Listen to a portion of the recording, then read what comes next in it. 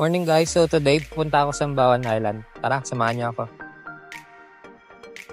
Kung sa Maripipi Island kayo, I recommend na sa Napu Beach Resort kayo magstay dahil nag-a-arrange sila ng biyahe papuntang Sambawan Island galing mismo sa kanila. Ang bayad sa bangka na to ay nasa 1.5. Buti na lang may kasabay ako galing sa kabilang room, sila Ate Bel, Nico at Chloe, at naghati kami rito. Nasa 30 minutes ang biyahe papuntang Sambawan Island.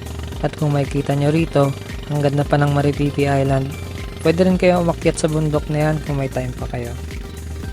Marami pang islang madadaanan sa paligid bago makarating ng Sambawan Island. Karamihan sa mga nakita ko ay nangingisda malapit sa isla. At ayan, bago pa makadaong ang bangka, kitang kita na ang linaw ng tubig at ganda ng dagat. Sa may gilid kami bumaba, so ayan, lalakad muna tayo papuntang beach.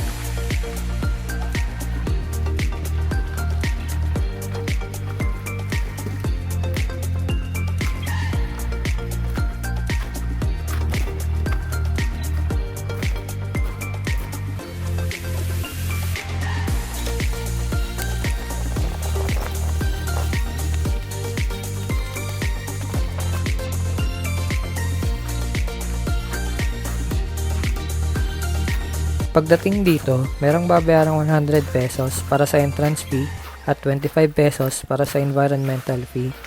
Maraming choices ng cottage dito, ranging from 500 pesos to 2.5 per night. Pwede rin mag-rent at magtayo ng tent for only 100 pesos. Dahil dyan, simulan na natin ang tour.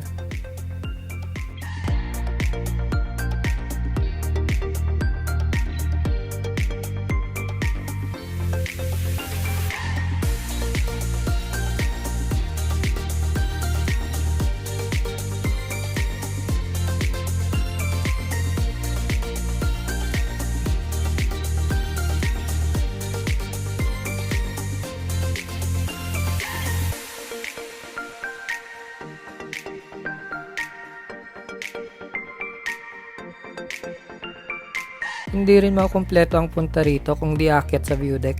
Tara, akyatin natin.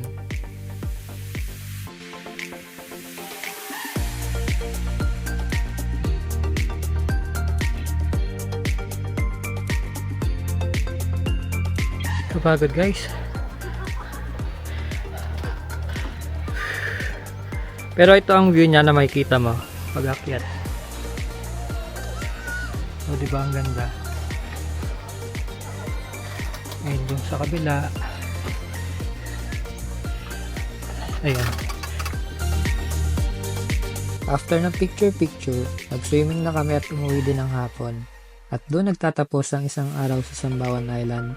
Sa susunod ulit, paalam!